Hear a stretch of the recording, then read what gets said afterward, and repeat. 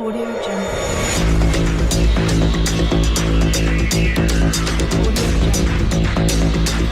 밥은 먹고 다니냐에 김호중과 류지광이 진솔한 인생 이야기를 털어놨다.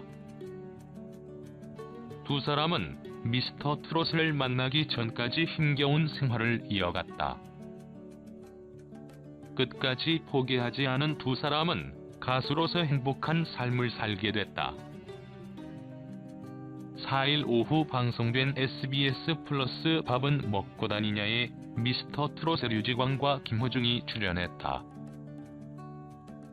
김호중은 등장과 함께 진성의 태클 걸지 마를 열창했다.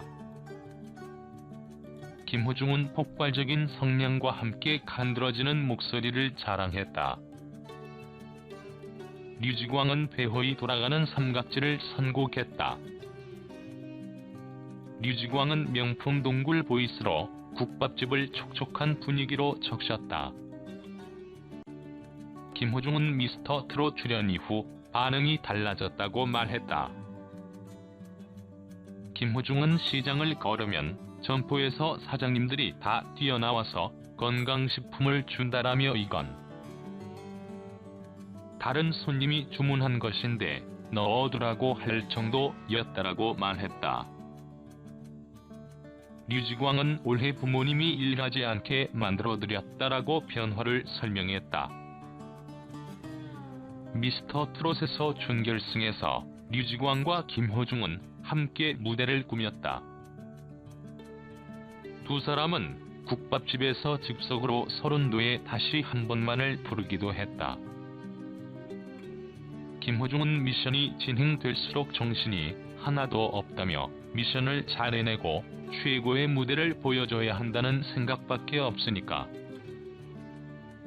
하면서 모든 출연자들이 형제처럼 친해졌다라고 말했다.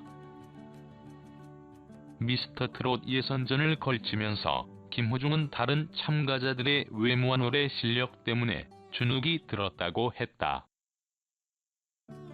류지광 역시 김호중의 노래 실력에 감탄했다. 김호중의 깜짝 폭로도 이어졌다. 김호중은 안무 연습을 하고 나면 땀이 나는데 씻으라고 했더니 정동원이 1분 만에 나왔더니 손만 씻고 나왔다라며 일주일 뒤에 만났는데 똑같은 내복이 있었다. 정동원도 이 옷을 입어야지만 된다. 갈아입으면 복이 나간다라고 사연을 털어놨다. 김호중은 성악을 하다가 트로트로 전향했다. 김호중은 스타킹을 계기로 독일과 이탈리아 등을 유학하면서 큰 무대에서 성악을 배웠다. 김호중은 유학을 하면서 대중과 통할 수 있는 음악이 하고 싶었다라며 그래서 미스터 트롯에 도전을 했다라고 털어놨다. 류지광은 학창시절 배우를 꿈꿨다. 류지광은 배우 기획사에 들어갔지만 소속사 사장이 세상을 뜨면서 가수 기획사로 들어갔다. 김호중은 부모님의 이혼으로 방황하기도 했다. 김호중은 초등학교 3학년에 부모님이 이혼을 했다라며 외동아들이고 혼자라서 다른 친구들이 부러웠다. 제가 하고 싶은 것은 노래였지만 레슨비가 비싸서 노래를 포기했다. 그래서 방황을 더 많이 했다라고 고백했다. 미스터 트롯 이후 김호중이 이혼한 부모님과 잘 지낸다. 김호중은 나이를 먹으니까 다 이해하게 됐다라며 지금은 부모님과 잘 지낸다. 공연할 때 많이 응원도 해주신다라고 말했다. 김호중은 아버지와 할머니의 손에서 자랐다. 김호중은 고등학교 2학년 당시 돌아가셨던 할머니와의 추억을 떠올렸다. 김호중은 지금도 제일 무서운 게 이별이라는 단어다라며 어린 시절 저는 찬밥을 좋아했다. 그래서 찬밥을 달라고 하면 할머니는 저에게 따뜻한 밥을 주고 찬밥에 물을 말아 먹었다라고 했다.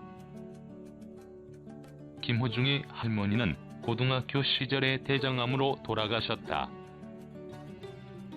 김호중은 할머니에게 따스한 말을 전하지 못했다.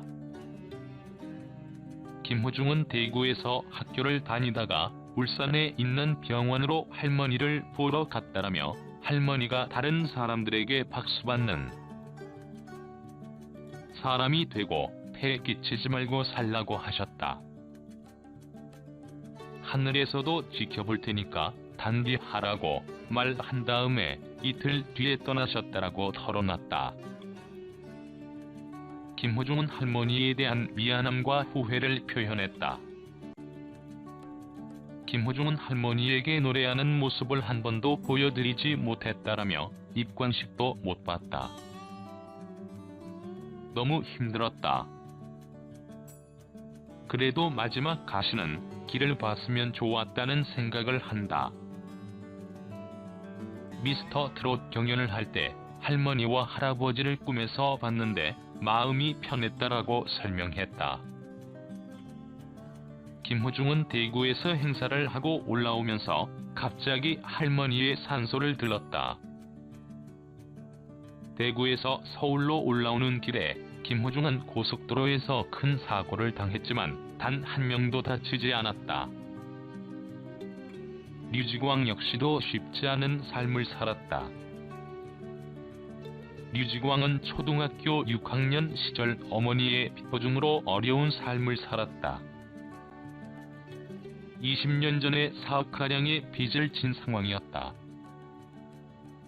당시 류지광의 아버지는 이혼을 해야겠다고 아들에게 의견을 물었고 류지광은 반대했다. 류지광은 목동 변두리 월세방에서 살았다. 하지만 류지광 집안의 위기는 끝나지 않았다. 류지광의 아버지는 6년 만에 빚을 갚았지만 개업한 고깃집이 폐업을 하면서 계속해서 생활고에서 벗어나지 못했다. 류지광은 어려워진 형편에 시비거는 아이들을 이기기 위해서 운동을 하고 오기로 버텼다. 류지광은 중학교 3학년 시절 길거리 캐스팅을 당해서 배우 기획사로 들어갔다. 하지만 배우 기획사가 아닌 가수 기획사로 다시 들어가게 됐다. 당시 소속사에는 WS501과 카라 등이 있었다. 류지광은 기획사 사장님이 노래를 하라고 해서 노래를 했는데 기초가 없어서 실력 발휘를 하지 못했다라고 말했다. 김호중은 영화 파바로티의 실제 주인공이었다. 김호중은 낮에는 학교를 다니고 밤에는 야간업소에 다니던 생활을 했다. 그리고 서수용 선생님을 만나면서 성악의 꿈을 키웠다. 김호중은 서수용 선생님이 유학했던 칼스루에라는 곳에 퍼스트 클래스로 모시고 가고 싶다라며 제가 유학했던 하이델부르크도 가보고 싶다라고 은혜를 갚겠다고 했다. 김호중은 도움을 받아서 독일 유학을 떠나게 됐다. 하지만 유학 생활 역시도 쉽지는 않았다. 김호중은 말이 안 통해서 정말 고생했다라며 주로 바게트와 파스타를 먹었다. 바게트 하나면 일주일을 버텼다. 오일 하나만 있어도 같이 먹으면 더 맛이 있었다라고 당시를 떠올렸다. 유학을 마치고 돌아온 김호중은 혹독한 현실을 마주했다. 김호중은 생활을 해야 되니까 돌잔치, 결혼식 축가를 불렀다라며 제가 노래를 불러준 커플이 몇천 커플은 될 것 같다. 사람들이 유학도 다녀오고 유명해서 힘든 것 없다고 말하는 것이 속상했다라고 진솔한 고민을 털어놓기도 했다. 김호중은 미스터 트롯에 출연하기 전까지 축가 아르바이트를 하면서 지냈다. 류지광 역시도 식당과 PC방과 카페 등등을 전전하면서 지냈다. 류지광은 오디션을 통해서 모델로 데뷔를 해서 가요 기획사에 캐스팅됐다. 류지광은 타고난 음역대가 있는데 기획사 사장님이 무리한 음역대를 요구했다.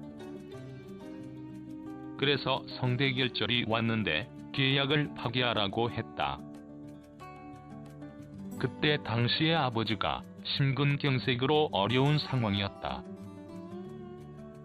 소속사에서 위약금을 한 달 안에 반환을 해야 하는 상황이었다. 그래서 아버지가 돈을 줬다라고 전했다. 이후 류지광은 슈퍼스타 K3에 또 다시 도전을 했지만 고배를 마셨다. 류지광은 그때 탈락하고 나서는 술을 못 마시지만 술을 엄청 마셨다라며 생을 마감하고 싶었다. 옥상에 올라갔는데 부모님의 얼굴이 스쳐갔다. 그때 당시 여자친구가 잡아줬다라고 말했다. 류지광은 이후 SBS 슈퍼모델, 팬텀싱어까지 11년간 7번의 오디션 프로그램에 도전했다. 류지광은 36년 동안 백수였다라며 부모님이 그만두라는 이야기는 안 하셨다. 남자가 칼을 뽑았으면 깃발을 꼽아야 한다라고 말을 하셨다라고 당시